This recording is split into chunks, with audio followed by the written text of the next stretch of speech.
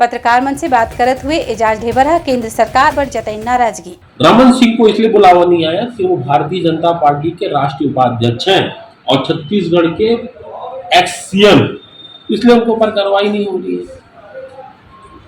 भाई मैंने आप लोगों को पीसी लेकर कहा था कि सूर्यकांत तिवारी जी ने 100 करोड़ रुपया आदरणीय अडानी जी को भेजा है और विद प्रूफ बताया था, मैंने आपको पन्नों के साथ में आपको बताया था कि सूर्यकांत तिवारी जी ने उनके जो कमीशन जो बनता है कोयले में वो 100 करोड़ रुपया उन्होंने वहां भिजवाया है विद प्रूफ। आप लोग को मैंने बोला था क्या अडानी जी को ईडी वाले जांच करने गए क्या?